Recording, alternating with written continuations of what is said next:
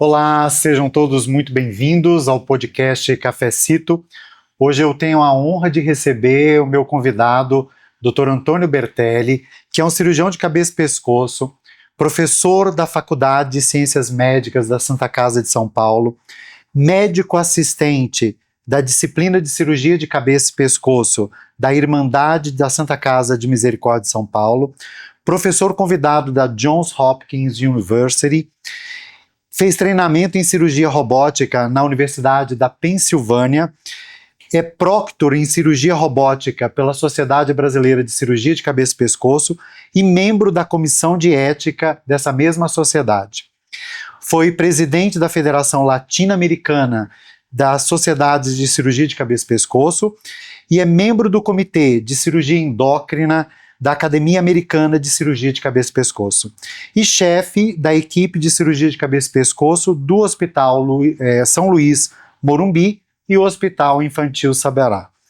Bertelli, é um prazer enorme ter você aqui. Muito obrigado por ter aceito o convite. E hoje nós vamos falar sobre um tema importante que é exatamente cirurgias em tireoide, né? E principalmente com a atualização do guideline da Associação Americana de Tireoide, que acabou de sair agora, né, fresquinho, né? Eu queria que você falasse qual é o impacto que tem a experiência do cirurgião de cabeça e pescoço em relação às tireoidectomias, às complicações. Bom, primeiro, obrigado pelo convite. Para mim é um privilégio estar aqui com você hoje. Você é um grande amigo, um amigo profissional, né, que a vida me trouxe, então a gente acho que se aproximou exatamente por conta de afinidade profissional mesmo, né? Então, exato. A gente não tem nenhum vínculo de formação ou de faculdade, nada disso. Então, para mim é uma honra estar aqui com você hoje. E o assunto do momento, sem dúvida nenhuma, é o guideline da ATA, né? O guideline que demorou aí quase 10 anos para sair, né? E todo congresso que a gente ia, vai sair, e não saía, vai sair. Aí, mais uma sessão. Uma expectativa enorme. Expectativa enorme, e agora saiu, né? Então, a expectativa virou realidade, né? E agora está todo mundo desesperado com 140 páginas de recomendações, com mudanças, mas assim, eu acho que veio muita informação, muita coisa nova, muita coisa boa, né? Participação de pacientes pela primeira vez. Então, uma associação de pacientes participou de todas as recomendações. Eu acho que isso muda, né? A coisa de que o médico é o que toma todas as decisões. E realmente para a cirurgia foi uma coisa bem impactante, assim, bem impactante. Até acho que mais do que o que a gente esperava, né? Você sempre tem uma ideia do que vai acontecer, né? Acho que eles foram ainda mais além do que a gente esperava. Você acha que esse guideline está bem melhor agora em termos de recomendações das cirurgias? Sem dúvida nenhuma, sem dúvida nenhuma. Eu acho que ele já vem de encontro a tudo aquilo que a gente vinha fazendo na prática, né? Não só em consultório, mas hospital escola também. E agora a gente está mais embasado para seguir fazendo o que a gente já vinha fazendo, né? Então, a lobectomia, por exemplo, para câncer diferenciado de tireoide, a gente já vinha fazendo há muitos anos, né?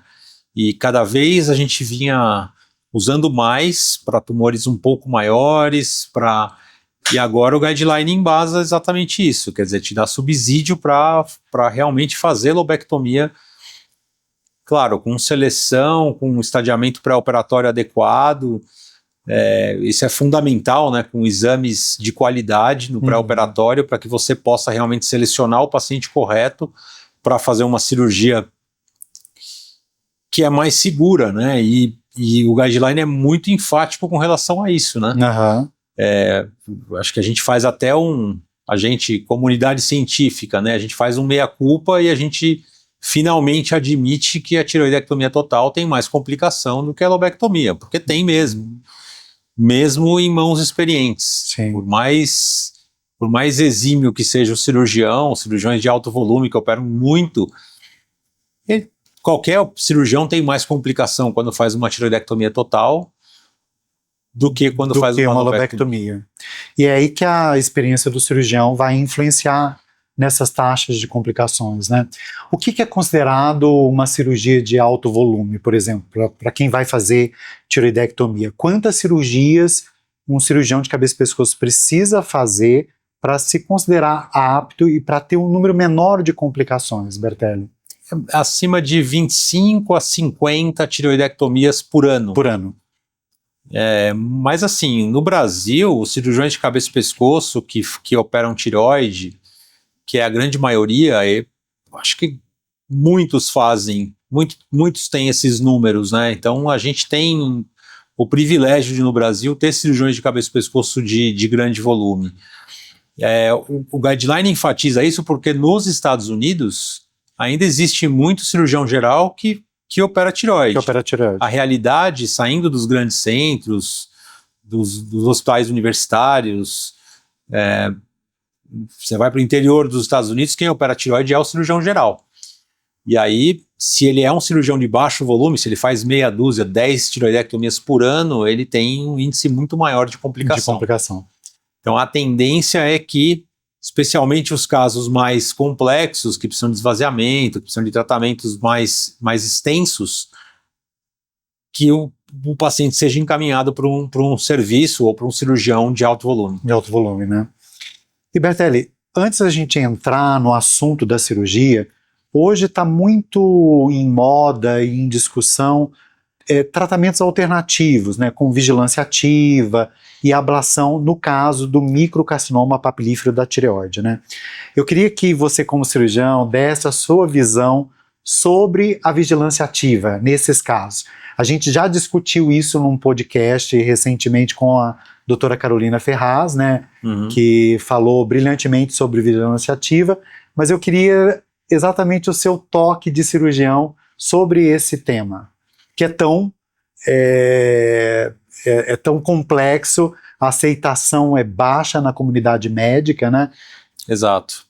É um tema nevrálgico para o cirurgião, né? Porque muitos cirurgiões falam, bom, se eu começar a fazer vigilância ativa, eu vou dar um tiro no pé, né? Quer dizer, eu vou parar de operar, essa é a primeira impressão, né? Uhum. Mas, na verdade, muitos pacientes que optam por fazer vigilância ativa, primeiro ele tem que ser um bom candidato à vigilância ativa, né? Então eu canso de receber, até junto com a Carol, pacientes que querem fazer vigilância, mas eles não são bons candidatos. Então a gente fala, olha, a vigilância ativa não é para você. Você tem que ser operado, e às vezes até tem que ser operado o quanto antes possível, né? Então tumores acima de 1 centímetro, às vezes já com extensão extratiroidiana, com linfagente, às vezes a gente encontra linfonodo no ultrassom. Então o paciente quer, mas ele não é um bom candidato. E você sendo uma referência para a vigilância ativa, esse paciente vai te procurar, porque ele te enxerga como uma referência, né? Então, na realidade, eu sou um cirurgião que incentiva outros cirurgiões a adotar a vigilância ativa, até por influência da Carol. A gente começou a fazer vigilância ativa juntos, né, num centro de tireoide, e aí a gente foi aprendendo junto e ganhando experiência e cada vez mais confiança na vigilância ativa. Eu me lembro até hoje, a primeira paciente que a gente fez era ela é esposa de um médico, ela tá ótima aí, vigilância ativa ainda, e eu falei, isso nunca vai dar certo. A gente tá fazendo, mas eu tenho certeza que eu vou operar ela mais cedo ou mais tarde. E faz, acho que quase 10 anos que ela tá em vigilância ativa e não cresceu nem 1 milímetro, quer dizer. Super seguro, então. Super seguro, super seguro. Então o segredo é selecionar muito bem o paciente. E como eu estava falando, alguns pacientes, eles hoje querem fazer vigilância ativa, mas daqui a 6 meses, 1 ano, eles vão querer operar, eles vão mudar de ideia no meio do caminho. Porque não faz mais sentido para ele fazer a vigilância ativa. Então ele opta, falou, não, eu vou mudar de convênio, ou eu vou viajar, ou agora eu estou num momento mais tranquilo da minha vida, eu quero resolver, eu quero tirar isso. Então a vigilância ativa, especialmente no nosso meio, né, que nós brasileiros, latinos, somos mais, né? Resolve o problema para mim, né? A gente terceiriza o problema, então em algum momento ele vai querer operar e aí você vai ser o cirurgião que vai operá-lo, entendeu? Porque você começou a fazer a vigilância ativa lá no começo. Também recebo muito paciente que procura a gente porque, olha, me indicaram cirurgia, mas eu quero ter certeza que eu realmente preciso da cirurgia. Como você é o cirurgião que faz vigilância ativa, eu entendo que se você indicar a cirurgia, realmente eu tenho indicação cirúrgica. Então, isso termina tornando uma referência para o paciente, né? Para que você receba mais pacientes e aí eu brinco com a Carol que eu tenho uma reserva de mercado, que são os pacientes que estão em vigilância ativa e que de repente, né, cresceu, vai operar. Apareceu um linfonodo, que não é comum, mas vai operar. O paciente mudou de ideia, vai operar. Quer dizer, alguém na família convenceu, às vezes o paciente a operar, ou um outro médico também, né, às vezes coloca medo no paciente, o paciente resolve operar. Então, eu acho que é muito válido, né? Hoje eu digo que eu coloco a minha cabeça no travesseiro de noite e durmo tranquilo, porque eu sei que eu só opero quem realmente precisa ser operado, né? Exato. Eu tenho vários pacientes que simplesmente estão em acompanhamento e estão evoluindo bem. Então, muito bem, obrigado, que são os dados clássicos que a gente tem na literatura, quer dizer, 80% dos pacientes vão evoluir bem. Vão evoluir bem e, quer dizer, todos, na verdade, vão evoluir bem. Né? Os que forem operados depois, porque cresceu ou porque apareceu linfonodo, também evoluem bem. Né? Então, fazer o tratamento depois não muda o curso da doença, não muda o prognóstico. Acho que isso é importante. Por isso que a gente pode ficar tranquilo de indicar a vigilância ativa. No começo o paciente fica um pouco inseguro, né? Mas a cada retorno ele vai ganhando mais segurança. Mais confiança, né? Mais confiança. Isso acontece com a equipe médica também. E o que é fundamental é um ultrassom de qualidade, né? Se possível feito pela própria equipe durante a consulta, além do ultrassom de um radiologista de confiança que saiba o que é vigilância ativa e que entenda quais os parâmetros que a gente precisa para fazer com segurança. Então eu acho muito válido, né? E aí pegando o gancho para a radiofrequência, para a radioablação, né? É basicamente o mesmo paciente, só que ele não quer fazer vigilância ativa. Geralmente é aquele paciente mais ansioso que quer fazer alguma coisa, mas também não quer operar. Então é um paciente ele está no meio termo. No meio do caminho. Então hoje a gente tem essa possibilidade de oferecer a radiofrequência e muitos pacientes já vêm buscando essa alternativa, né? Porque hoje eles têm acesso à informação e eu lembro a primeira paciente que eu fiz radiofrequência, eu recomendei cirurgia para ela, ela voltou uma semana depois e falou, eu quero fazer radiofrequência. Você faz? Eu falei, olha, eu faço para nódulo benigno, mas você vai ser minha primeira paciente de nódulo maligno, mas seu caso é um caso que dá para fazer, então a gente pode fazer. E fizemos, e também ela está ótima. Então assim, é uma coisa que funciona muito bem. O paciente precisa entender que ele precisa acompanhar depois, não é simplesmente fazer a radiofrequência e desaparecer. Sair do segmento, tá. E o ideal é que o acompanhamento seja feito com quem fez a radiofrequência, porque o nódulo, muitas vezes, ele ganha outras características, né? Isso também acontece em nódulos benignos. Mas, enfim, se ele fizer exame em outro lugar, pode ser mal interpretado por conta dos efeitos da radioablação. Então, o segmento tem que ser um segmento bem rigoroso. E o que me deixa mais tranquilo de fazer a radiofrequência é que, se o caso for bem selecionado, quer dizer, é microcarcinoma, né? Tumor abaixo de 1 centímetro. Ah, mas tem paper falando de tumor de 1,5 centímetros. Tem, mas é protocolo de pesquisa, né? Então, o que está validado é abaixo 1 centímetro ou menos, né? 1 centímetro ou menos, totalmente intratiroidiano, pelo menos de 2 milímetros de margem até a cápsula, porque você tem que fazer uma ablação da margem de segurança. Então, na verdade, a ablação que a gente faz é maior do que o próprio nódulo, para garantir que a gente vai realmente... Esse maior é 2 milímetros, então? 2 milímetros a distância para cápsula, para você selecionar o caso. Mas em relação ao tumor e o parênquima, quanto que você tem que fazer a ablação ali? 2 milímetros, né? É o que a gente faz de margem. Então, e aí a impressão inicial, às vezes, é que o nódulo aumentou de tamanho, porque a área de ablação é maior do que o próprio nódulo, né? Existe edema também depois, então nas primeiras semanas, às vezes a impressão é que o nódulo aumentou. E o que me deixa mais tranquilo é que se a ablação é bem feita e o caso é bem selecionado, se o paciente tiver não estou seguro, o que ele vai fazer depois? Uma lobectomia, que vai ser uma lobectomia tão tranquila quanto se ele tivesse feito a lobectomia de cara. Então não vai mudar o tratamento, entende? A não ser que o caso não seja bem selecionado. Então, se o nódulo estiver perto da cápsula, né, aí não é o caso ideal para fazer a ablação. Então, a gente também tem que resistir a esse tipo de pressão, porque às vezes o paciente quer, né? Sim. E aí ele força a barra para você fazer. Mas se ele estiver perto da cápsula, o que deixa inseguro é que você vai acabar queimando o tecido ao redor, é isso? Exatamente. Né? Então, ou você não vai dar a margem adequada, e aí podem ficar células que vão crescer, e aí você vai ter que operar depois, ou você vai queimar o músculo, por exemplo, né? Pensando na cápsula anterior, porque acho que posterior ninguém vai fazer a ablação, né? Mas anterior, você vai queimar a parte do músculo, e aí quem for operar depois, se precisar de cirurgia, vai encontrar uma aderência, uma fibrose entre o músculo e a cápsula. A gente já viu isso acontecer operando casos benignos que voltaram a ter crescimento. Sim. E é uma cirurgia mais desafiadora. Agora, se a ablação... E aí, às vezes, tem que ressecar o músculo junto. Né?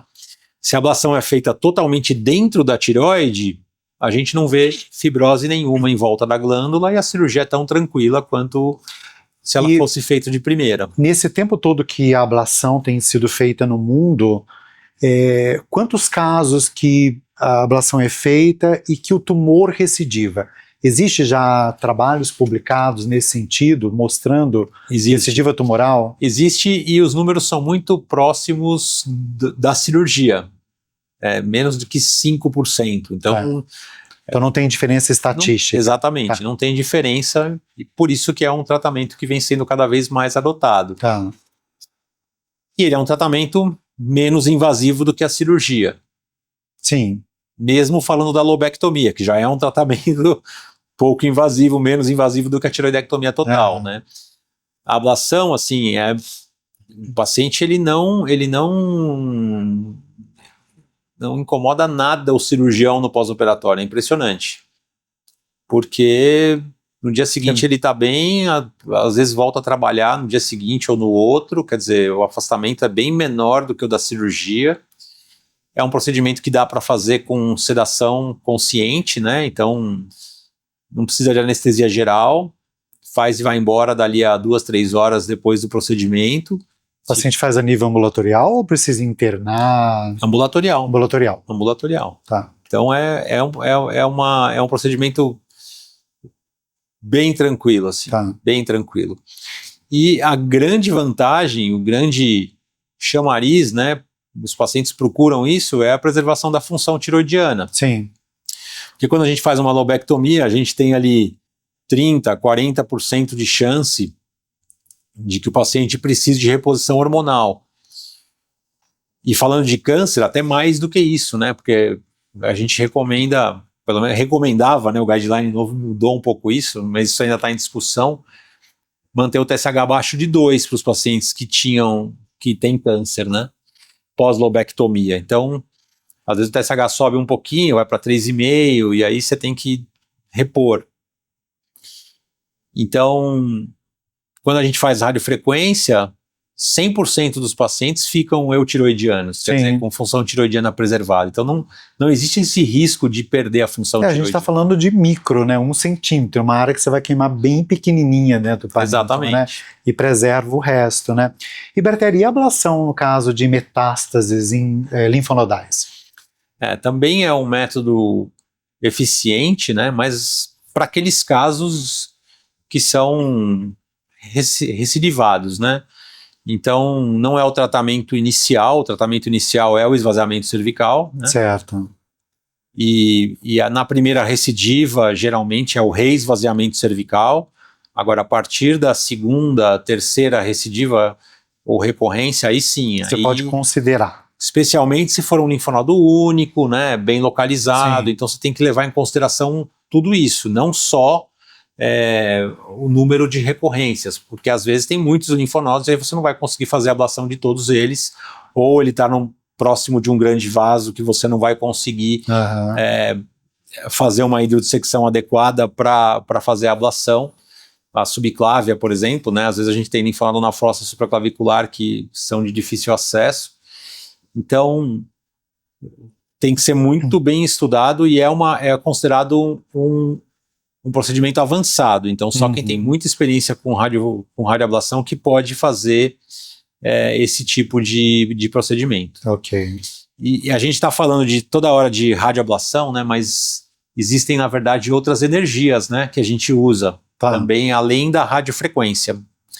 A mais utilizada e a que a gente tem mais dado na literatura é a radiofrequência. Por isso que talvez seja a mais segura e a mais difundida. Mas o micro-ondas está chegando com muita força e cada vez mais dados vêm sendo publicados com micro-ondas. Também é uma energia interessante, mas ela é mais potente. Então precisa de mais cuidado e é para aquele cirurgião ou radiologista, enfim, para aquele médico que já faz a ablação e vai... Já tem mais experiência. Exato. Existe com laser também. Então existe a ablação química, né, que é com etanol, que a gente usa para cisto, para nódulos císticos, e a ablação térmica, que aí é radiofrequência, microwave, micro-ondas e laser. São formas de ablação térmica. Mas o laser é pouco utilizado no Brasil porque ele é mais caro e parece que não é tão eficiente quanto as outras duas formas de energia. Então, acho que fica mais entre a radiofrequência e o micro-ondas mesmo. Mais usada é a radiofrequência, por enquanto, né? Bertelli, o paciente descobriu que ele tem um câncer diferenciado da tireoide. Qual que é o primeiro passo? O que o cirurgião de cabeça e pescoço tem que fazer com esse paciente para definir melhor o tratamento cirúrgico? Primeiro a primeira coisa, o endócrino ou cirurgião precisa ter calma, né? Porque muitas vezes a gente atropela e o paciente está afobado e ele quer operar logo e a gente esquece do estadiamento pré-operatório, né? Então é uma doença oncológica, apesar de não ser um câncer agressivo, a gente precisa estadiar adequadamente, porque a chance de ouro para tratamento é a primeira cirurgia. Sim. Né? Já se a gente vai para a cirurgia mesmo, né? Porque hoje tem as outras opções, mas se a gente vai para a cirurgia, ou até para selecionar o caso para as outras opções, para vigilância ou para radiofrequência, a gente precisa de um estadiamento pré-operatório completo, bem feito e adequado. E como é que faz esse estadiamento pré-operatório? Ultrassom. Então a primeira coisa é um ultrassom. Geralmente o paciente já chega com ultrassom de tireoide, né? Quem tem o ultrassom no consultório já faz no consultório, eu faço, a Carol faz, cada vez mais gente está adotando essa prática, porque traz muita informação na hora, né? Uma informação em tempo real. E aí você precisa avaliar linfonodo. Né? Então a tireoide já foi avaliada, já tem punção, já avaliou o nódulo, você olha lá na hora, mas assim, e os linfonodos, né? Porque a gente sabe que o carcinoma papilífero, a disseminação principal dele é linfonodal, né? E tem números que até 50% dos pacientes já tem metástase linfonodal. Qual o diagnóstico? É um número muito alto, né? Parte são micrometástases, né? Então existe toda uma discussão se vale a pena tratar, mas enfim. É comum a gente encontrar linfonodo, né? Então, no mínimo, um ultrassom cervical, essa é uma das recomendações do guideline, né? Bem feito para avaliação de linfonodos. Às vezes, no ultrassom de tireoide vem lá escrito, né? Sim. Ausência de linfonodomegalias. Mas a gente sabe que muitas vezes o radiologista não olhou. Não procurou. Então, assim... Então vale a pena investir e procurar, mesmo com ultrassom prévio, com certeza. não afirmando a presença da linfonodomegalia, né? Com certeza, porque se achar um linfonodo, aí existe a outra questão, né? Puncionar ou não esse linfonodo. A gente tende a puncionar, e o guideline até recomenda a punção de linfonodos acima de 8, 10 milímetros no menor diâmetro. É isso. Mas a gente sempre tende a puncionar linfonodos menores do que isso também, desde que eles sejam suspeitos, né? O guideline não diz que você não deve puncionar os menores, ele diz que você deve puncionar os maiores, quer dizer, você não pode ir para o tratamento, você não pode escolher o tratamento, você não pode ir para a cirurgia sem puncionar esses linfonodos, é isso que o guideline diz. Agora, ele não diz que você não deve puncionar os linfonodos menores. Aí depende de muitos fatores, né? Se eu tenho alguém que tem experiência para puncionar linfonodos pequenos, se eu considero, tem alguns serviços que têm uma experiência muito boa com ultrassom, e aí eles já consideram que, não, ele é positivo e eu não preciso nem da punção. Então, tem serviços que consideram que a punção é desnecessária, porque eles vão esvaziar de qualquer jeito, né? Tem uma questão assim, bom, eu tenho um linfonodo lá, eu não vou fazer nada com aquele linfonodo? Esse linfonodo, se ele continuar lá no pós-operatório, mesmo que ele seja negativo, ele vai, toda hora eu vou ter que fazer ultrassom, controlar esse linfonodo, talvez múltiplas punções e reesvaziar no futuro, então não é melhor já tirar na primeira abordagem? Mas é claro que quando a gente sabe que a gente tem um linfonodo positivo, o esvaziamento que a gente faz... É diferente. É diferente, né? É o mesmo setor, mas assim, a gente tem a compartimentalização do compartimento central, né? Então tem a divisão deles e a gente é mais agressivo, o cirurgião tira mais linfonodos quando a gente sabe que o pescoço é positivo. Né? Então acho que vale a pena investir não só no ultrassom para avaliar o linfonodo, mas na punção também quando a gente tem linfonodo suspeito. E aí o paciente, quando tem linfonodo, ele deixa de ser candidato à vigilância ativa, ele deixa de ser candidato à radiofrequência e ele deixa de ser candidato à lobectomia, né? Porque já faz a total, né? A tireoidectomia total. A gente sabe que quando o linfonodo é clinicamente evidente, né? E aí o guideline toca toda hora nisso, né? O linfonodo clínico, quer dizer, e ele não está se referindo ao clínico palpável, está se referindo ao clínico que eu vi no ultrassom, que eu puncionei, que veio positivo, né? A gente sabe que outros linfonodos provavelmente vão estar acometidos, né? É diferente daquele pescoço que, eu achei um linfonodo no intraoperatório, ou veio no anátomo uma micrometástase, é totalmente diferente. Né? E esse paciente provavelmente vai precisar de iodo, né? Esse que a gente identificou o linfonodo, puncionou, quer dizer, provavelmente já é uma macrometástase, e esse paciente vai precisar de iodo no pós-operatório. Tem algumas exceções, né? Se forem poucos linfonodos, agora ele leva isso em consideração, a quantidade de linfonodos, né? A gente pode até não fazer iodo, mas na maioria dos casos o paciente vai precisar de iodo. E aí é mais seguro fazer uma tireoidectomia total, né? Para não precisar voltar e completar e fazer a totalização depois.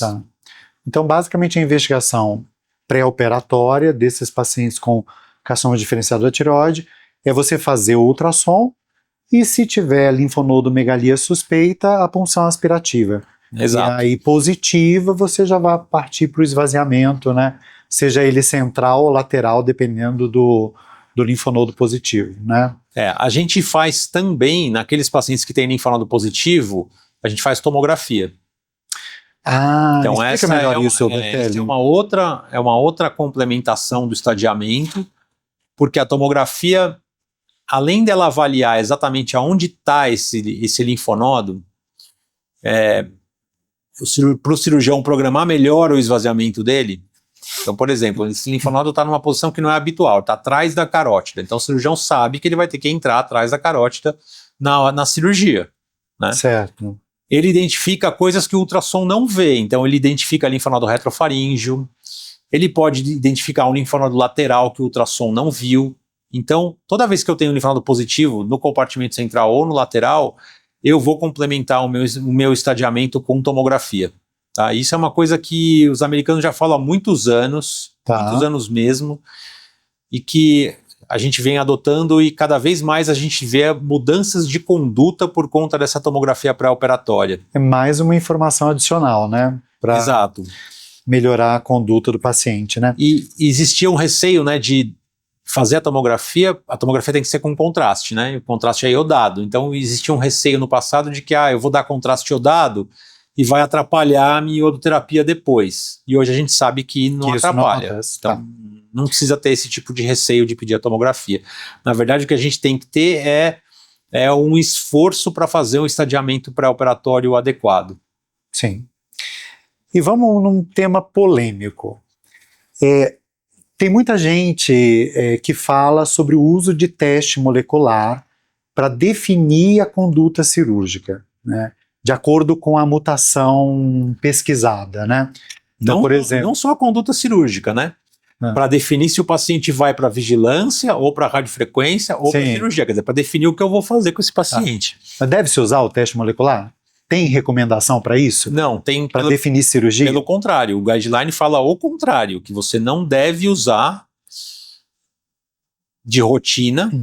Se você tiver o dado, quer dizer, alguém pediu e eu tenho o dado, você pode usar esse dado em favor do paciente, mas geralmente ele não vai te ajudar. Então a gente sabe, por exemplo, que BRAF, que é uma mutação muito comum no carcinoma papilífero, ela geralmente não traz informação de prognóstico, a não ser que ela tenha associação com outras mutações como o TERT, que não é uma mutação comum em tumores pequenos, que é a grande maioria que a gente vê hoje em dia. Então, não faz sentido aplicar, não faz sentido usar para decidir nem o tipo de tratamento, nem a extensão da cirurgia. Então, o guideline é muito enfático com relação a isso. Ele é claro, né? Muito claro de que a gente não deve mesmo usar o teste molecular para esse tipo de definição. Tá? Então, a gente tem essa esperança, a gente tem esse sonho, né? Por isso que muita gente quer usar, porque a gente acha que no futuro talvez a gente consiga ter essa informação de prognóstico, né? E esse sonho não é de agora, esse sonho é eu lembro desde a época que eu estou na faculdade, os mais velhos falando isso, né? Não, porque os marcadores moleculares vão dizer pra gente, não só em tireoide, mas em cabeça e pescoço, eles vão dizer quem vai responder melhor à radioterapia, né? Então, a gente tem esse sonho como comunidade científica, mas ainda não chegamos lá. E Bertélia, falando então em cirurgia, quais são os pacientes que têm indicação de lobectomia e quais são os pacientes que vão ter indicação de tiroidectomia total? Como é que está o novo guideline da ATA? Boa. Essa é uma coisa que mudou, né? Então, esse guideline é muito mais enfático para indicar a lobectomia. O guideline antigo indicava só para os microcarcinomas, né? Dizia que para os microcarcinomas deveria ser uma lobectomia, e para os outros um pouco maiores você poderia fazer, né? E agora, quer dizer, era uma opção, mas não era um dever, né? E agora passa a ser um dever para tumores até 2 centímetros. Tá. Então, e você pode fazer para tumores até 4. Tá. Né? Então, aumenta um pouco a indicação, aumenta bastante a indicação, porque a gente tem bastante tumor ali entre 1 e 2 centímetros, né? Que já não são microcarcinomas, e a gente pode fazer a lobectomia com segurança, desde que a gente tenha um estadiamento pré-operatório que mostre que não tem extravasamento, que não tem linfonodo, que não tem nenhum outro fator de agressividade que vai me dizer que o paciente vai precisar de iodo depois. Tá? E também se tem nódulos no lobo contralateral, tem tudo... Exato. Se tem uma doença multinodular, né, isso tudo pode influenciar aí a extensão da cirurgia, né? E hoje, lembrar que assim, no passado, tem um nódulo de 3 milímetros contralateral, a gente já tirava tudo, né? Porque tem um nódulo contralateral. Hoje a gente pode puncionar esse nódulo, ou se ele for um baixo risco, a gente pode deixar ele lá. Sim. Né? Então, assim, tem que ser um nódulo significativo para eu tomar a decisão de fazer uma tiroidectomia total por causa disso, né? Outra coisa que era muito comum no passado o paciente já toma hormônio. Então vamos tirar a tireoide toda. que foi uma coisa que para mim nunca fez sentido, porque assim, só porque o paciente toma hormônio, eu vou aumentar o risco da cirurgia. Ele vai correr risco de hipopara, vai ter um risco maior de problema com o nervo, só porque ele já toma hormônio? Quer dizer, não faz sentido, né? Eu submeter ele a um risco maior só porque ele toma hormônio. Sim. E, Bertelli, falando em lobectomia, por que você acha que a lobectomia ganhou força como indicação? Porque sempre foi uma discussão polêmica também. Eu sempre acompanhei em congresso, né? Um grupo defendendo lobectomia, um grupo defendendo tiroidectomia total. Por que a lobectomia agora vem com mais força no guideline? Porque finalmente a gente assumiu, comunidade científica, assumimos que a tiroidectomia total tem mais risco do que a lobectomia. Ok. Que é uma coisa muito óbvia, né? Porque, assim, quando você faz uma tiroidectomia total, o paciente tem um risco de hipoparatiroidismo, que na maioria das vezes é temporário, mas é uma complicação que não existe na lobectomia. Ou que é muito rara numa lobectomia. Eu nunca vi, para mim ela não existe. Porque você nem toca nas paratiroides contralaterais, né? Sim. Então a ideia da lobectomia é você mexer de um lado, tirar aquele lobo e nem mexer do outro, né? Nem expor aquele negócio. O paciente fala assim, mas você vai dar uma olhadinha do outro lado? Não, eu não vou dar nenhuma olhadinha, porque se eu der uma olhadinha vai ter fibrose e se precisar reoperar no futuro aumenta o risco. Então a gente nem expõe o outro lado, né? E não precisa expor, porque o ultrassom avalia muito melhor. Você já fez um estadiamento bem feito, Exato. Já viu que não havia necessidade, Exatamente. Isso sem contar o risco com o nervo, né? Porque quando eu faço uma lobectomia, eu mexo em um nervo. Falando do inferior, né? Tem os superiores também, mas... Então, na verdade, são dois nervos. Uma laringeal inferior e uma laringeal superior. Né? Quando eu faço total, eu mexo em 4 nervos. 2 inferiores e 2 superiores. Então, por melhor que eu seja, eu dobro a chance de problemas com o nervo. Né? Porque... é que nem a gente atravessar a rua 2 vezes, a nossa chance de ser atropelado dobra. Então, quando o paciente entende isso, eu acho que quando uma pessoa recebe a notícia, você está com câncer de tireoide, a tendência natural é assim, tira tudo, pelo amor de Deus. Né? Acho que a gente teria essa reação, mesmo como médico. Mas quando a paciente entende que se eu fizer uma tiroidectomia total, ela vai ter um risco maior de complicação, quando a gente é franco a respeito disso, e o guideline também fala disso, né, de você colocar no termo, de você explicar para o paciente todas as complicações, né, então não tem mais aquela de, não vai acontecer nada, vai dar tudo certo, vamos operar, acabou a consulta. Não, você tem que, de fato, explicar tudo isso, e aí aumenta a chance do paciente aceitar uma lobectomia. Porque ele entende que aquilo vai ser mais seguro para ele e com a mesma chance de cura, né? Talvez com uma chance de recorrência um pouco maior, tá? Porque você deixou o lobo contralateral lá, então assim, se tiver um microcarcinoma do outro lado... multifocalidade que não foi vista, porque às vezes multifocalidade bilateral, né? Que às vezes são microscópicas, menos do que 1 milímetro, exato. Né? E o ultrassom acaba não pegando. Agora, qual paciente não deve fazer a lobectomia? Quais são os casos que quando você já vê no consultório, você diz, o seu caso é uma tiroidectomia total? Quais são esses pacientes? Então, o paciente que tem linfonodo positivo. Tá. Que eu achei, puncionei, confirmei que é positivo. E mesmo que seja só central unilateral. Mesmo que seja só central unilateral. Tá. Os asiáticos fazem muito, né? Lobectomia com esvaziamento unilateral, mas é uma conduta que no Ocidente a gente não adota de rotina. Os pacientes que tem qualquer sinal de extravasamento extratiroidiano, doença mais agressiva, né? Tumores acima de 4 centímetros, provavelmente, né? Que são tumores grandes. Tumores maiores, né?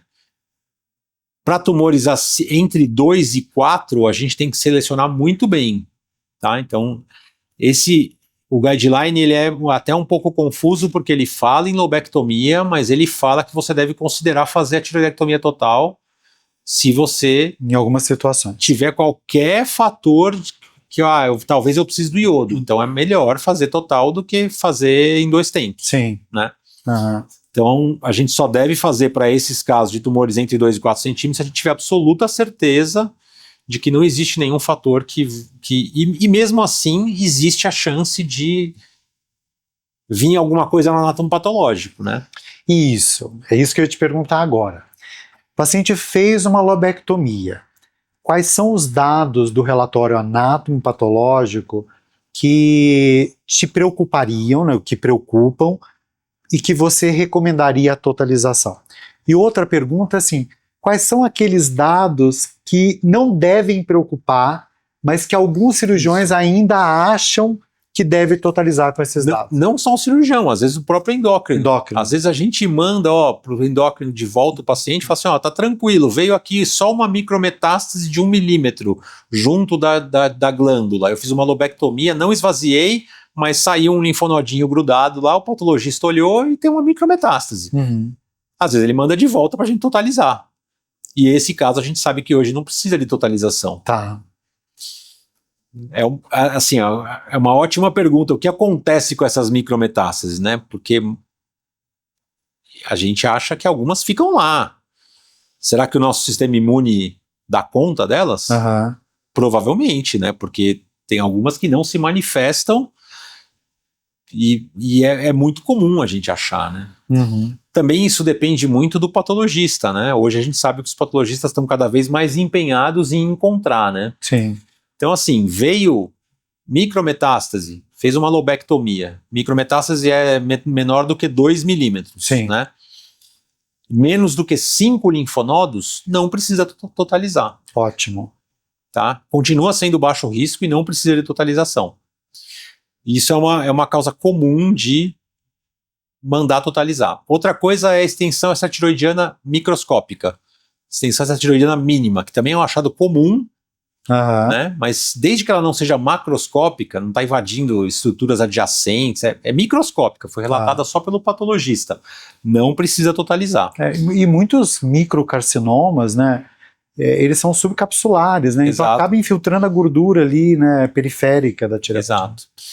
E isso não é um fator prognóstico que compromete o prognóstico, então não faz sentido totalizar. E a outra coisa é uma margem positiva focal, quer dizer, uma margem positiva que é microscópica também. E que não significa tumor residual. Não significa tumor residual. Às vezes é exatamente a ressecção rente ao tumor, né?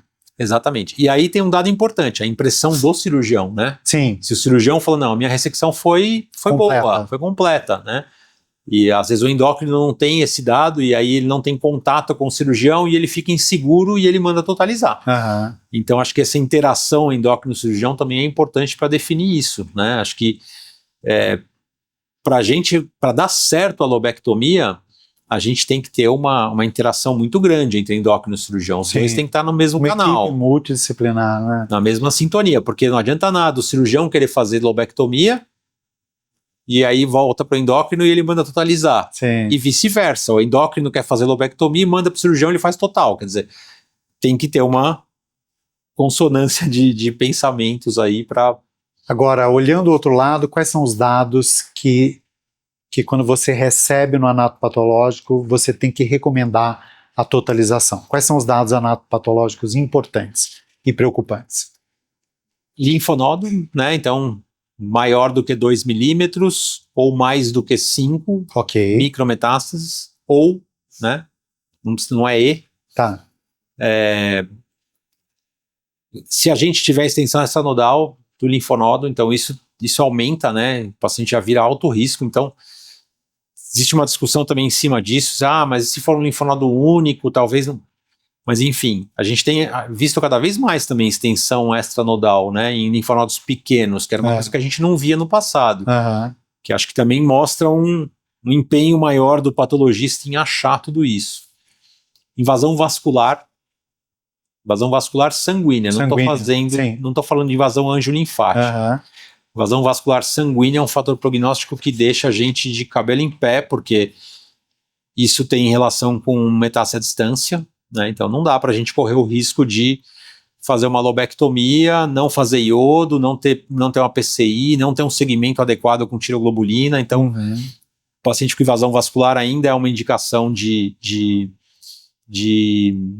tireoidectomia total ou de totalização depois. Esse é um dado que geralmente vem só no anátomo, né? Sim. Por melhor que o patologista seja na congelação, é um dado muito difícil, né? Sim. E acho que é isso. Extensão extratiroidiana, Extensão macroscópica macro, também, né? que geralmente a gente encontra no intraoperatório, né? E isso que é importante, né? O Colégio Americano de Patologistas fala, né, que na requisição anatopatológica o cirurgião tem que colocar que ele viu, né? Sim. Porque isso é um dado que você vê macroscopicamente. Por isso que chama extensão extratiroidiana macroscópica. Exato. Né? É que às vezes a gente fica em dúvida, porque às vezes o paciente fez punção não faz muito tempo, e aí, fez uma fibrose. E aí o músculo está grudado na cápsula por conta da punção, né? Às vezes no anátomo patológico eu vejo um músculo aderido, mas não infiltrado. Exato. Pode ser exatamente por isso. Quando a gente vê que está grudado, a gente vai tirar o músculo, né? Vai tirar uma fita do músculo, uma parte do músculo junto da tireoide. Sim. Como a gente geralmente tem congelação, quando eu dou a peça para o patologista, eu já explico para ele, ó, eu tirei um músculo que estava grudado. Então, ou a extensão tireoidiana, ou é a fibrose macroscópica, ou é a fibrose. Né? Aqueles tumores que têm uma extensão tireoidiana macroscópica grosseira, geralmente a gente já sabe no pré-operatório hoje, né? Então, Sim. Esse paciente já fez ultrassom que mostrou essa extensão, ou que suspeitou dessa extensão, já fez tomografia, é uma outra indicação de tomografia, né? E um dado adicional aqui do estadiamento pré-operatório que a gente não falou é a laringoscopia, né? Sim, tá. Avaliação de voz, lembrar que se o paciente tem uma paralisia de corda vocal, e essa paralisia é por conta do papilífero que está invadindo o nervo, essa relação existe, né? Ele já é um T4. Quer dizer, isso muda, já é um paciente de alto risco, já é um paciente que precisa de tomografia como estadiamento, já é um paciente que vai direto para a tireoidectomia total. Então, a laringoscopia, ela traz muita informação. E lembrar que nem sempre o paciente tem disfonia, né? Então, a gente tem que avaliar a voz, de preferência um profissional da voz, uma fono, avaliar. Se o paciente tiver qualquer queixa vocal, não só, o paciente chegou rouco, não, tem uma queixa vocal que não é muito específica, não interessa. A gente deve fazer a laringoscopia e a gente adota a laringoscopia de rotina, né? Cirurgiões que usam monitorização de nervo, a gente faz laringoscopia em todo mundo no pré-operatório e no pós-operatório. Então, e quando a gente surpreende uma paralisia, a gente tira muita informação disso, né? Porque muda drasticamente o manejo. E Bertelli, e o tratamento cirúrgico profilático dos linfonodos centrais e laterais? A gente brinca, o que a ATA está recomendando? A gente brinca que nos congressos de cirurgia de cabeça e pescoço é assim, quando a gente cansa de discutir lobectomia versus tireoidectomia total, a gente vai para o esvaziamento do compartimento central, esvaziar todo mundo ou só quem tem metástase. Mas hoje a gente também já sabe que não existe indicação de esvaziamento eletivo, né? A gente não gosta desse nome profilático, tá? Porque não é correto, né? É um termo que é muito usado em inglês, mas assim, não é profilático, porque, na verdade, se eu tiver a metástase, ela já está lá, eu não vou evitar a metástase. Quem usa esse termo fala, mas você vai evitar a progressão da metástase, então ela não vai se tornar uma metástase clínica, que é a metástase que você acha lá no ultrassom, funciona, né? Então talvez tenha algum sentido, mas a gente prefere esvaziamento eletivo. Então só para tumores maiores, tá? Só para tumores mais agressivos, por exemplo, com invasão do nervo, né? Com extensão extratiroidiana, tumores acima de 4 centímetros, aí o cirurgião deve considerar fazer o esvaziamento do compartimento central. Para os tumores menores do que isso, não precisa. Só terapêutico, quer dizer, só se tiver o linfonodo identificado no pré-operatório ou no intraoperatório através do exame de congelação. E o esvaziamento terapêutico, central e lateral, vai depender da punção. Vai depender do ultrassom e da punção. Ou da congelação no intraoperatório, se for um achado intraoperatório. Se você achar. Exato, tá. E por isso que a congelação é importante, né? Por isso que o patologista na sala é fundamental para a gente, né? Não só para linfonodo, né? Mas também para dados do tumor primário, para confirmar o diagnóstico, também para ajudar num reimplante de uma paratireoide, por exemplo, né? Que é uma outra coisa que o guideline fala, que antes acho que nem mencionava isso, né? Se você deve reimplantar, por exemplo, você faz um esvaziamento cervical do compartimento central e você deve vasculhar a peça, você deve procurar paratireoides ativamente. Se você achar, ou se você suspeita que você removeu uma paratireoide, você deve dar um fragmento para o patologista, confirmando, você deve fazer o reimplante. Que é uma coisa que reimplanta onde? Na musculatura. Tá. Na musculatura pré-tiroidiana do mesmo lado. Tá. Que é a musculatura que está mais acessível ali, né? Mas tem que ser um tecido vascularizado e que é um reimplante que funciona, né? Tá. E é um procedimento bem tranquilo, que a gente já faz há muito tempo, né? Mas que agora tá aí no guideline. Bertelli, a gente sabe que o carcinoma diferenciado da tireoide pode nascer, surgir no cisto de ducto tiroglosso. Como é que é o tratamento nessas situações? Acho que isso é mais uma coisa que o guideline veio colocar assim, né? Que era uma baita de uma confusão, quer dizer, não é uma coisa comum, né? Mas os cirurgiões de alto volume vêm, né? Então uma coisa eu vou lá operar um cisto tiroglosso e vem um carcinoma papilífero achado incidental lá. E aí é mais ou menos como um achado incidental na tireoide. Eu operei a tireoide por doença benigna e veio um achado incidental de um papilífero, de um micropapilífero. Não preciso fazer nada mais, né? Agora, tem aqueles casos que quando você vê o cisto tiroglosso, você fica até em dúvida, será que é um linfonodo? Será que é um nódulo no istmo? Ou que já é grande, que já é endurecido, que já está invadindo estruturas adjacentes? Se esse nódulo de fato for um carcinoma papilífero dentro de um cisto tiroglosso, com essa apresentação mais agressiva, aí você já deve considerar tirar a tireoide, porque esse paciente vai precisar de iodo no pós-operatório. Então o raciocínio é muito parecido com o da tireoidectomia, né? O paciente vai precisar de iodo. Linfonodo também, né? Eles recomendam tirar o linfonodo délfico, que é muito comum ter metástase para esse linfonodo délfico, e se ele for positivo, tirar a tireoide, porque o paciente vai precisar provavelmente de iodo.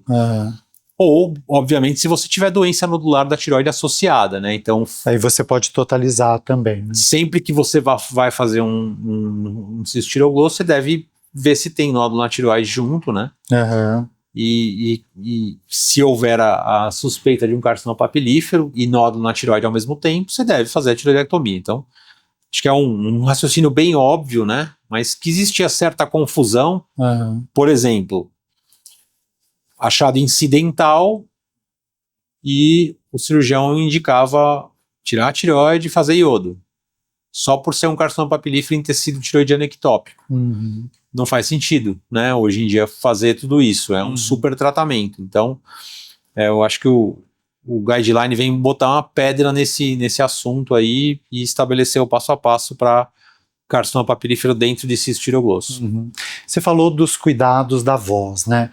Você indica algum cuidado pré-operatório para esses pacientes? Existe alguma recomendação? Então, cada vez mais a gente tem feito, não só no consultório, mas em hospital escola também, para pacientes do SUS, um preparo fonoaudiológico pré-operatório. Sei. É impressionante o resultado. Então, o paciente passa com a fono, é rotina, né? Quando você tem uma equipe multi, ele vai passar com a fono, às vezes com a psicóloga, com a enfermagem específica de cabeça e pescoço, e aí a fono já faz exercícios vocais. Se esse paciente tiver um problema lá na frente, ele vai ser menos sintomático, vai se recuperar melhor da disfonia ou da lesão do laringeal superior, mesmo que ela seja uma lesão temporária. Então é como se fosse uma fisioterapia pré-operatória, né? Para condicionar a laringe daquele paciente. A gente tem que lembrar que a laringe é um monte de músculo, né? Então, se esses músculos estiverem, né, mais bombados no pré-operatório, vai ser melhor para a recuperação. Sim. Então, acho que faz total sentido e a gente tem feito cada vez mais isso. E a recomendação com os cuidados com o nervo laringeu recorrente? Como é que o cirurgião tem que... quais são os cuidados que o cirurgião de cabeça de pessoas tem que ter na cirurgia da tireoide? O cirurgião, ele é treinado para preservar o nervo, né? Então, a gente fica lá o tempo que for necessário para fazer a dissecção e preservar o nervo. O padrão ouro ainda é a identificação visual do nervo, né? Que é o que sempre foi, nem sempre, porque antes existia um conceito de que a gente não devia nem olhar para o nervo, porque se olhasse, se tocasse no nervo, ele já paralisava. Mas na cirurgia moderna de tireoide, recomenda-se a identificação, a dissecção do nervo e mais recentemente a monitorização intraoperatória, né, que a gente vem usando cada vez mais. Então acho que o guideline foi importante também. Existem guidelines específicos de monitorização, né, mas esse guideline da ATA fala da monitorização e mostra que realmente ela é importante. Se der para usar de rotina, ótimo. Se não der, pelo menos para casos de reoperação, de paralisia contralateral, bócio mergulhante, casos mais difíceis você deve usar, né? E ela agrega bastante segurança, né? Pelo menos para diminuir a chance de paralisia temporária. Como os cirurgiões são muito eficientes em preservar o nervo, até agora a gente não tem dado de que diminui paralisia definitiva. Mas isso é porque a chance de paralisia definitiva com e sem monitorização é muito baixa. Então você comparar um muito baixo com muito baixo é muito difícil. Você precisa de um N muito grande para provar essa diferença. Mas se ela estiver disponível, né, e puder ser utilizada de rotina, acho que hoje seria o mundo ideal, né? Então acho que acaba aquela discussão também, né, de usar ou não usar, cirurgião que usa, cirurgião que não usa. Não, ela está disponível, tá, então vamos usar. Mas a maioria usa, né? É bem comum, né? Olha, pelo menos aqui em São Paulo. Aqui em São Paulo eu acredito que sim, mas vira e mexe a gente escuta, fulano não gosta, fulano não usa, ou não usa como deveria usar, também tem essa, né, porque alguns cirurgiões usam pela pressão de que todo mundo está usando, mas não se sentem à vontade com a tecnologia. E às vezes não tiram o máximo daquela tecnologia, né? Porque você tem que estar sempre usando e usufruindo o máximo da tecnologia para trazer a vantagem para o paciente, né? Então ainda tem aqueles que são resistentes a isso. Mas acho que o guideline bota uma pedra final nesse assunto também, né? Ok. Bom, nessa mesma linha, e os cuidados com a paratireoide? Quais são as complicações que pode ter após uma tireoidectomia? Principalmente total, né? Nesse caso. Total. Né? Aí, fazendo lobectomia, a gente elimina o risco com as paratireoides, né? Ou torna isso muito raro. Mas fazendo total, a gente tem um risco aí, talvez seja a complicação mais comum após uma tireoidectomia, o hipoparatireoidismo transitório, né? Depois as paratireoides voltam a produzir o PTH e o paciente para de tomar cálcio, mas por um período o paciente precisa repor cálcio. Geralmente, quanto é esse período? Geralmente, na média? Geralmente 3 semanas, 4 semanas no máximo. E na maioria das vezes, depois da primeira semana, a gente já começa a desmamar o cálcio, diminuir a dose para dali a 2, 3 semanas o paciente está sem cálcio. É uma complicação que ela é tranquila de lidar, porque hoje a gente tem PTH intraoperatório, a gente está fazendo fluorescência de paratireoide para ajudar na preservação. Sim. Então tem várias coisas novas chegando para ajudar na preservação das paratireoides. Mas quando ela é definitiva, que felizmente é raro, 1% dos casos, o hipoparatireoidismo definitivo acho que é a pior complicação da tireoidectomia, né? Porque o paciente tem que tomar cálcio pro resto da vida. E não é uma coisa tranquila, né? Tem tem vários efeitos colaterais de tomar cálcio. As mulheres ficam obstipadas, e aí tem que usar laxante, e aí esquece de tomar, ou o paciente, depois de um tempo, ele cansa de tomar e para, e aí ele faz hipocalcemia, aí tem que ir para o pronto-socorro. Além do cálcio, tem que tomar vitamina D, então assim, não é agradável, né? Diminui, tem um impacto muito grande na qualidade de vida dos pacientes. Uhum. Então essa é uma complicação que a gente tem que tentar evitar a qualquer preço. E a melhor forma de evitar é fazendo mais lobectomia. Por isso que o guideline recomenda mais. Recomenda cada vez mais a lobectomia. E Bertelli, com relação à drenagem do leito da tireoidectomia, deve ser feita? Não deve ser feita. Isso foi uma quebra de paradigma também, né? Porque quando eu fiz a minha residência era obrigatório drenar todo mundo. Se você não drenasse, no dia seguinte, quando fosse passar a visita com o chefe, você ia tomar bronca. Uhum. E bronca das grandes. Provavelmente ia ficar um tempinho sem operar no gancho. E hoje a gente não drena quase ninguém. Mas por que mudou esse paradigma? Porque antes se recomendava e agora não. Assim, uma das complicações mais temidas da tireoidectomia imediata é o hematoma, né? O sangramento que pode comprometer via aérea, porque o pescoço tem vários compartimentos, né? E funciona como uma síndrome compartimental, a via aérea tem uma resistência menor, então o paciente pode perder a via aérea no pós-operatório. Isso, quando acontece logo após a cirurgia, é tranquilo, o cirurgião está lá, todo mundo está lá, volta para a sala, abre o pescoço, controla o que está sangrando, às vezes nem acha o que está sangrando, só evacua o hematoma e está resolvido o problema. Uhum. O problema é quando isso acontece 6 horas depois, 12 horas depois, o paciente está no quarto e às vezes perde a via aérea e pode ser pode evoluir para morte, né? Então é uma complicação muito temida. Uhum. E no passado... Mas que é rara. É rara, raríssimo. Raríssimo acontecer. E no passado a gente drenava todo mundo com a ideia de que o dreno evitaria o hematoma, ou trataria um potencial hematoma. Que não é verdade, porque o hematoma ele geralmente acontece de forma tão abrupta que ele entope o dreno e o dreno não funciona. Uhum. Então o dreno não serve para nada. Então não melhora. E aí veio uma revisão, ou várias revisões, tem até uma revisão da Cochrane, que é um nível de evidência elevadíssimo, mostrando que os pacientes que são drenados têm um risco maior de fazer hematoma. Quer dizer, que é um contrassenso, era o contrário do que a gente imaginava. Então a gente drenava por segurança, mas na verdade a gente não traz mais segurança, pelo contrário. E ainda pode aumentar o risco de infecção, que é uma coisa que o guideline cita.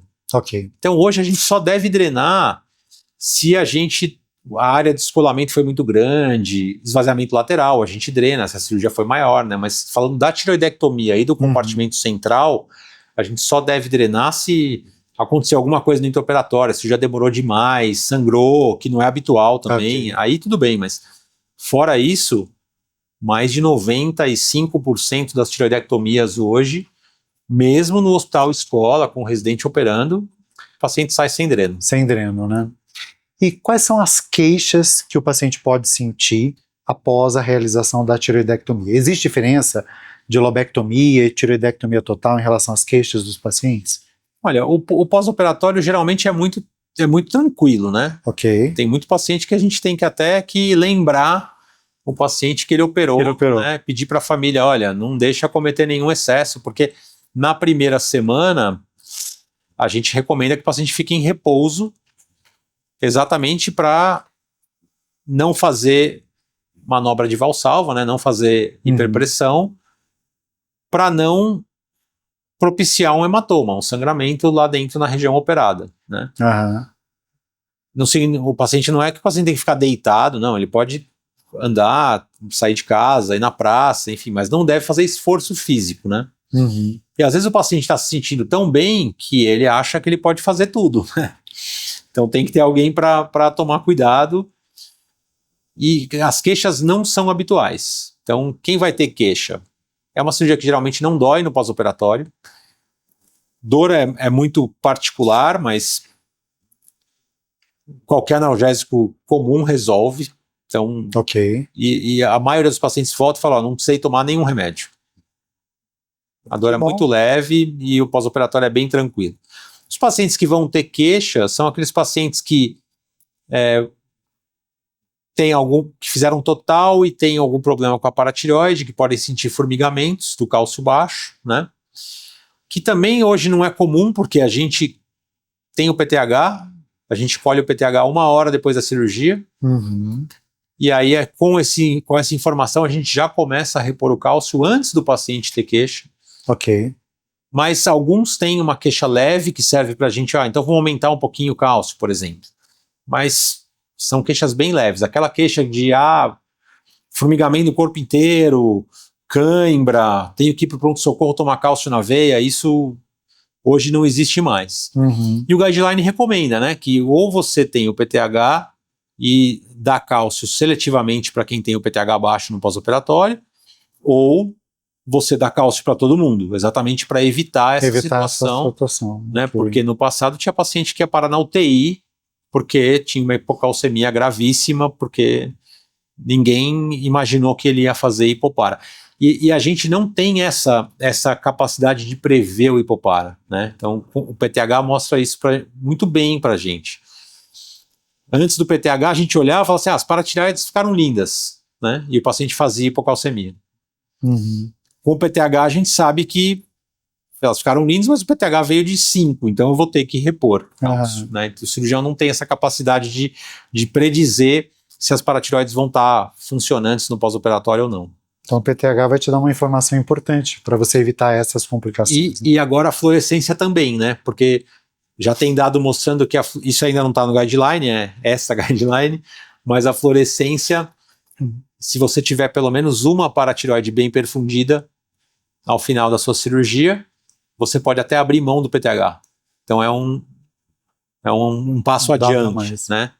Ainda são dados que estão aparecendo, mas sem dúvida nenhuma é promissor. E eu acho que faz muito sentido, porque a gente viveu na última década, nas últimas 2 décadas, a preservação do nervo com a monitorização, né, a melhora do cuidado com o nervo com a monitorização intraoperatória, e eu acho que daqui para diante a gente vai viver a melhora do cuidado com a paratireoide com a adoção da fluorescência, isso é ótimo, né? Que acho que é a última complicação que a gente precisa resolver, né? Então acho que vai ser muito interessante. Bom, a gente falou de cirurgias convencionais, né? Agora eu vou entrar num tema que é bastante polêmico, mas que eu acho que é importante discutir, né? Claro. Saiu agora, né, na Thyroid o consenso de cirurgia de acesso remoto para tireoide e paratireoide. Queria que você explicasse essa publicação. O que diz nessa publicação? O que eles recomendam? Basicamente são regras para quem pode fazer, primeiro que é um método válido, né? E aí para explicar, assim, cirurgia por acesso remoto, tem mais de 20 técnicas, mas basicamente é tirar a incisão do pescoço, da região anterior do pescoço, e colocar em algum lugar escondido, por exemplo, na linha do cabelo aqui atrás, ou no lábio, ou na axila, ou na mama. Então, os asiáticos fazem muitas técnicas diferentes, tem combinação de mama com axila, então tem várias técnicas. A que a gente mais usou, ou que a gente mais usa no Brasil é a transoral, pelo lábio, né? Que dá para fazer uma técnica endoscópica com instrumental de laparoscopia comum ou robótica. Mas que hoje em dia a gente tem feito só em protocolo de pesquisa, porque existe um parecer do Conselho Federal de Medicina de que a técnica deve ser considerada experimental. Então, de 2 anos para cá, a gente só faz em protocolo de pesquisa. E a gente já tinha protocolo de pesquisa aberto antes, a gente tem várias publicações sobre o assunto, enfim. Mas o consenso é um consenso de várias sociedades, então ele foi publicado numa revista americana, mas tem várias sociedades que participam, sociedades asiáticas, europeias, americanas, a LATS, a Sociedade Latino-Americana também participou. A própria ATA, né? A própria ATA. Então, assim, primeiro para mostrar que são técnicas que são válidas, que têm o mesmo perfil de segurança do que uma tireoidectomia aberta tradicional. Tem pacientes que se interessam por essas técnicas. É isso que eu ia perguntar, se o paciente já vem para você com essa informação de que existe essa técnica, ele está ciente disso. Muitos já procuram sabendo, né? Uhum. Porque hoje a informação está em qualquer lugar, né? Então, muitos vêm procurando especificamente essa técnica, né? Então, primeiro assim, é válido. Complicação muito parecida. Mas não é para qualquer cirurgião e não é para qualquer paciente. A gente tem que selecionar bem o caso, quem tem que fazer isso são técnicas avançadas de tireoidectomia, são cirurgiões de alto volume, então não é para aquele cirurgião que opera 6, 10, 15 tireoidectomias por ano, e tem a sua aplicação. E absolutamente não é experimental, né? Que é uma coisa que a gente já vem dizendo há bastante tempo, e que a gente espera que nos próximos meses ou tempos aí, nos próximos tempos, isso mude no Brasil para que a gente possa voltar a fazer, especialmente para os pacientes de consultório que às vezes não têm acesso a um protocolo de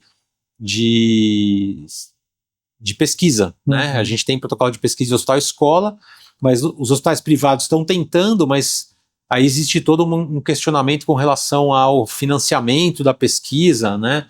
Se o convênio pode custear, se não pode, e aí é uma discussão que é interminável.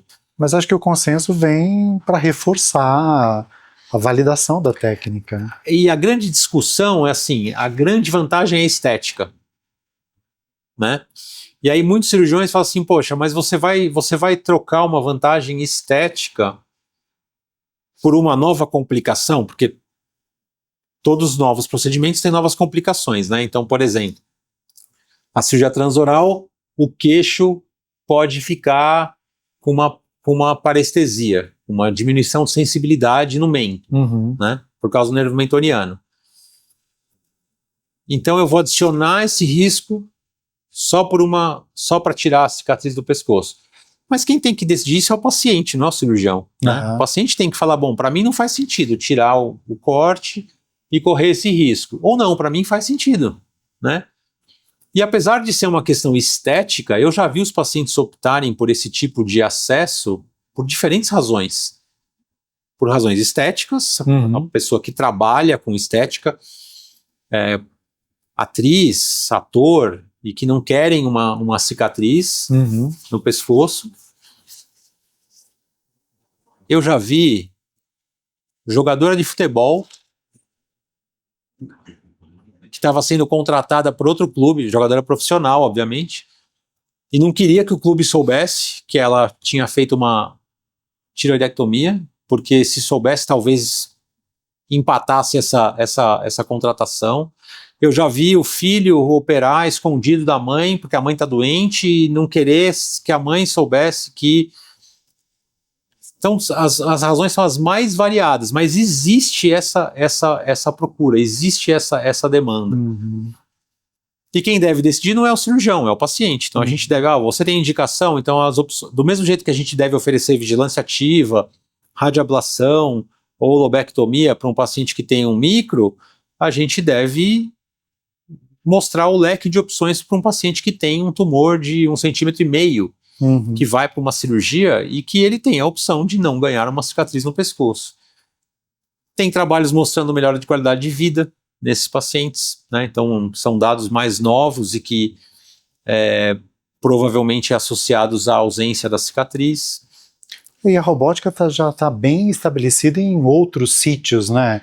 Próstata, né? Até em cabeça e pescoço, tumores, né? De cabeça e pescoço também. Tem toda uma discussão de custo, né? Do custo do robô, mas o robô está cada vez mais disponível. A gente completou comemorou, nós comemoramos 150 plataformas robóticas do Brasil, do Da Vinci, esse ano, e esse ritmo está bastante acelerado, já tem robô em hospital do SUS, então a coisa tem um robô em hospital da Unimed. A tecnologia daqui a pouco vai ficar mais democrática e mais barata, né? Ela já está mais barata e vai ficar cada vez mais acessível. E o que eu acho interessante de todas essas plataformas é que cada vez mais, que nem no nosso celular, a gente coloca um aplicativo novo todo dia, as plataformas vão sendo atualizadas. Então, por exemplo, a fluorescência já está dentro do robô. Então, se eu vou fazer uma cirurgia robótica, eu não preciso nem me preocupar com a fluorescência.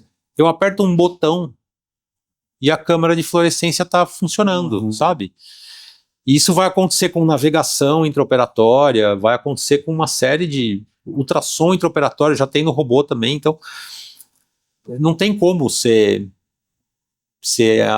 avesso a tudo isso, porque você fazer cirurgia por vídeo ou robótica vai fazer com que você consiga utilizar todas essas tecnologias que vão sendo incorporadas a essas plataformas, que talvez possam ser utilizadas em cirurgia aberta também e em óculos de realidade virtual, mas que ainda está muito mais distante da gente incorporar isso em cirurgia aberta do que através das plataformas robóticas e de videocirurgia que a gente tem hoje em dia.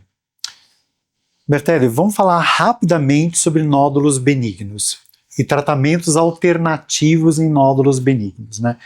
Tem muito paciente que quer se ver livre do nódulo, a todo custo. Mas esses tratamentos alternativos não são para todos os pacientes que têm nódulos benignos, né? A gente está falando de ablação, né? E quando que você indica ablação? Qual é a melhor indicação da ablação e numa situação de nódulo benigno? Então, quando a gente faz ablação para um nódulo benigno, na verdade nós não estamos tratando o nódulo, nós estamos tratando o sintoma. Né? Às vezes o paciente quer tratar o nódulo, ele quer acabar com isso, não quero mais acompanhar. Mas não acaba com o nódulo, né? Sim. Porque a ablação ela faz o nódulo diminuir de tamanho, o nódulo vai continuar lá. Sim. Então é importante do paciente entender isso. Tem paciente que quando escuta isso fala, não, eu prefiro tirar, eu prefiro operar. Mas assim, o paciente tem que ter um sintoma associado à presença daquele nódulo. A gente sabe que nódulo pequeno não dá sintoma, porque isso também é comum, né? O paciente encontra um nódulo e fala assim, eu tenho uma alteração de voz há muito tempo, eu tenho um engasgo. Não, não é do seu nódulo, né? Então, são nódulos grandes e sintomáticos e sabidamente benignos. Quantas punções precisam ser feitas para você ter certeza de que ele é benigno? Qual é a recomendação? Geralmente 2 punções, né? Lembrar que tem que ser laboratório confiável, porque a gente já viu, inclusive no hospital escola, 2 punções Bethesda 2, você vai lá, faz a ablação e depois você vê que era um carcinoma papilífero. Quer dizer, é um erro que não é difícil de explicar, né? Então tem que tomar cuidado, tem que ser exames fidedignos, né? Ou naquele caso que é totalmente benigno ao ultrassom, então um nódulo Tirades 2, Tirades 3, com uma punção benigna. Então se você não tiver dúvida nenhuma que no ultrassom ele é totalmente benigno, não tem nenhuma areazinha suspeita, uma punção é o suficiente. Isso é uma coisa que mudou, né? No passado 2 punções era obrigatório. Acho que isso vai vir no guideline novo de nódulos, né? Que ainda não está publicado. Não está publicado. Mas a gente acredita que nesse guideline, e a gente já tem visto isso nos congressos, né? Que a ablação vai ser a primeira opção para esses casos. E as cirurgias vão diminuir, então? Já diminuíram. A questão é se a ablação está disponível e acessível ou não, né? Porque no Brasil, por exemplo, é uma coisa que ainda não está nos convênios, não está no rol na ANS, então... As agulhas são caras? São caras. As agulhas são importadas, a gente não tem agulhas brasileiras, então depende da cotação do dólar, e uma agulha custa $1.000, $1.500, quer dizer, nós estamos falando de R$7.000, R$8.000. Mas mesmo assim, mais barato do que fazer uma cirurgia. Mas o custo fica todo pro paciente, né? A operadora aí a gente está falando do plano de saúde que cobriria, né? Então assim, a gente tem lugares que já estão inclusive fazendo para pacientes do SUS, né? A gente tem protocolo de pesquisa aberto para isso, fazendo ablação em paciente no SUS. E faz todo sentido, porque no SUS você tem uma fila para operar doença benigna gigante, né? Então, assim, você faz a ablação, que é um procedimento ambulatorial, você pode fazer várias ablações no mesmo dia, e você tira o paciente da fila de cirurgia. Então, o SUS termina gastando menos. Então, a gente acha que já já isso vai ser incorporado, não só ao rol da ANS, aos convênios, mas ao SUS também, para que a gente possa... É uma coisa que também, quanto mais a gente utiliza, mais barato fica, né? Essa é a tendência com essas tecnologias. E, sem dúvida nenhuma, ela resolve o problema do paciente, que é o sintoma, né? Para aquele paciente sintomático, ela resolve. E no sistema público, né, onde você tem uma limitação dessas salas cirúrgicas, né, é excelente, né? Excelente. Porque você libera para aqueles pacientes que realmente precisam, né? Exatamente. Com câncer, né? Diminui a fila dos pacientes com câncer, né? Exatamente. E Bertelli, outro tema polêmico. Ablação para nódulo com citologia indeterminada. Deve ser feita?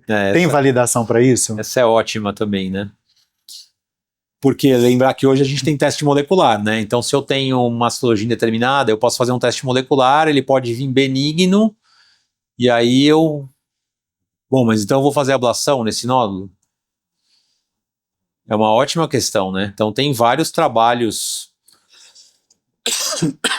publicados, tem alguns que estão em andamento pesquisando isso, mas assim, ainda é uma coisa que precisa de validação. Ainda não tem nenhuma recomendação para isso? Não tem, não tem. Mesmo que o teste molecular venha negativo? Mesmo que ele venha negativo. Lembrar que o teste molecular não é 100%. Sim. Que no meio desses Bethesda 3 e 4 a gente tem algumas lesões agressivas, tem carcinoma medular, tem carcinoma de células leucocíticas, tem carcinoma folicular, né? Então a gente tem que tomar muito cuidado com essa...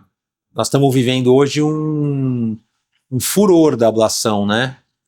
Que é aquele momento que todo mundo está empolgado com a tecnologia e está querendo usar para tudo. Então, acho que daqui para frente a gente vai racionalizar melhor e talvez no futuro a gente até empregue para casos como esse, mas com testes moleculares que são mais precisos, né? Por enquanto... Cada vez mais os testes, a gente percebe que desde 2005 para cá, os testes comerciais ficaram cada vez melhores, né? Sim. E provavelmente a gente vai ter tecnologias melhores no futuro, né? Talvez eles possam, num futuro, ser incorporados e aí a ablação poderia ser validada, né? Mas por enquanto, nada, né? Por enquanto não, só em protocolo de pesquisa mesmo. Bertelli, eu gostei muito da nossa conversa, acho que foi muito produtiva. Também. Eu acho que a gente conseguiu esclarecer pontos importantes aí sobre cirurgia e sobre tratamentos também alternativos, né? Não só cirúrgicos, tanto para o nódulo maligno quanto para nódulo benigno, né? Mas eu queria que você agora no final fizesse uma consideração final sobre esses tratamentos e o que você percebeu nesse novo guideline, né? Qual é a sua mensagem final para o nosso público? Eu acho que o mais importante de tudo isso é a gente entender que hoje os pacientes têm um leque de opções e que não adianta a gente lutar contra isso. Então não adianta o cirurgião lutar contra a vigilância ativa, não adianta o cirurgião que só opera lutar contra a radiofrequência, não adianta o cirurgião que só faz cirurgia aberta lutar contra a cirurgia robótica, porque essas opções existem, né? E o guideline deixa isso muito claro, e quem tem que decidir isso, claro, com informações precisas e com indicações claras e com critério, é o paciente junto com o seu médico, e não a comunidade X ou Y que adota tal coisa ou desgosta de outra coisa. Então hoje a gente tem critérios muito claros e as opções estão aí, né? A gente brinca que assim, a consulta do paciente com carcinoma papilífero, que antes demorava 10 minutos, hoje demora 1 hora, né? Porque a gente tem que explicar para o paciente e ajudar ele na decisão, né? tanto se ele vai fazer vigilância, ou se ele vai fazer radiofrequência, ou se ele vai operar, como quando ele vai operar, se ele vai fazer lobectomia ou total, e se ele vai fazer uma lobectomia ou total, qual via de acesso ele vai escolher, se ele quer fazer pela via convencional, tradicional, ou por vídeo, por robô. Então é uma consulta que demanda muito, né, do profissional, e às vezes é difícil para o paciente decidir também. Às vezes eu até falo, olha, volta semana que vem, depois de amanhã, e aí pensa com calma, não toma decisão agora, porque são decisões difíceis mesmo. Tem muitos pacientes que, né, fazem aquela pergunta clássica, mas se fosse em você? Uhum. E eu evito ao máximo responder essa pergunta, porque não é em mim, né? Quando for em mim, a minha percepção vai ser diferente, eu não sei de que forma eu vou reagir. Uhum. Então essa pergunta, se for na sua mãe, não faz mais sentido hoje em dia, né? Então a gente tem que realmente munir o paciente de informação para que ele tome a melhor decisão. Que ele se sinta mais seguro, né? E a gente também tem que ter muito critério, né? O guideline deixa muito claro isso, que a gente tem que seguir, né? E tá dentro das indicações do guideline para cada coisa. Porque, no final das contas, isso faz muita diferença, né? Por exemplo, hoje a gente sabe que muitas recorrências que a gente via no passado são persistências, né? Uhum. Doença que a gente deixou para trás porque a gente não conseguia identificar. E muitos pacientes foram submetidos a reoperações por conta disso.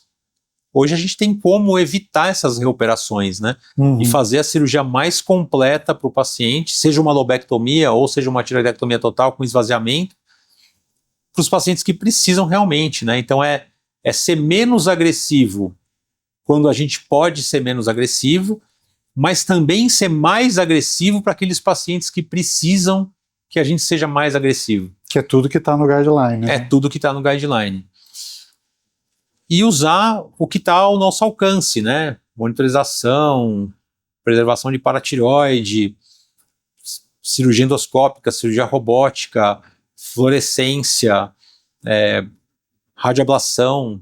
Se a gente tem essas tecnologias disponíveis, e se os pacientes optam por isso, Uhum. por que não utilizá-las, Uhum. né? E aí, para os cirurgiões, assim, eu sou um dos partidários de que quem tem que fazer a ablação por radiofrequência é o cirurgião, né? Tem radiologistas que fazem, e fazem muito bem, Uhum. mas a indicação, né, o tireoidologista é o cirurgião, é o endócrino, então quem vai indicar e acompanhar tem que ser um endócrino, um cirurgião, não dá para ser o radiologista, né? Porque o radiologista, salvo raríssimas exceções, eles não têm esse background da tireoidologia que a gente tem, né? E o cirurgião tem que encampar isso, capitanear isso, porque é uma arma que a gente vai usar para cada vez mais coisa, né? Uhum. Então acho que os colegas cirurgiões aí têm que realmente abrir o olho para isso, principalmente os mais jovens, né? Porque é uma coisa, é um campo de trabalho futuro, já presente e futuro para a cirurgia de cabeça e pescoço. Muito bem, então chegamos ao fim. Bertelli, eu queria agradecer imensamente a sua presença. Para mim é um prazer enorme receber você aqui, foi um papo muito gostoso. Eu acho que a gente elucidou aí muitas dúvidas, né? Principalmente até porque o guideline é novo, né? Há muita dúvida ainda, né? E eu acho que, principalmente para o público do Cafecito, que é a comunidade médica, né? O nosso objetivo aqui é trazer informação de relevância e com embasamento científico, né? E você contribuiu muito para isso hoje, e você sabe que é sempre um prazer enorme receber você. Eu sempre fico muito feliz de ter você como amigo e de ter sempre a sua presença, né? Muito obrigado aí por tudo, pela parceria, né? Eu que agradeço, eu também fico super feliz de participar. Eu acho que isso, a gente tem muita informação de má qualidade, né, nas redes sociais, na internet, e a gente sofre com isso no dia a dia. Então acho que a gente tem que trazer, a gente tem esse dever, essa obrigação de trazer informação. E de ocupar esse espaço, né? Exatamente. Né? Então obrigado pelo espaço, pela oportunidade, e é sempre um prazer estar junto com você. Obrigado, Bertelli. Bom, então nós chegamos ao fim desse podcast. E se você gostou do que você ouviu, compartilhe, divulgue com seus colegas, pacientes, médicos, porque essa informação é relevante para que vocês possam tomar a melhor decisão para os seus pacientes. E saiba que o podcast está disponível no YouTube. Vocês podem acessar o link através da minha página do Instagram, Dr. Fabiano Calegari, e também pode ouvir esse podcast. E eu agradeço muito a presença do Bertelli aqui. E eu vou colocar no meu Instagram também, @Dr. Bertelli. Isso. Bertelli, vou colocar lá também para vocês também poderem acessar. Isso, a gente vai compartilhar juntos. Muito obrigado pela presença. Obrigado.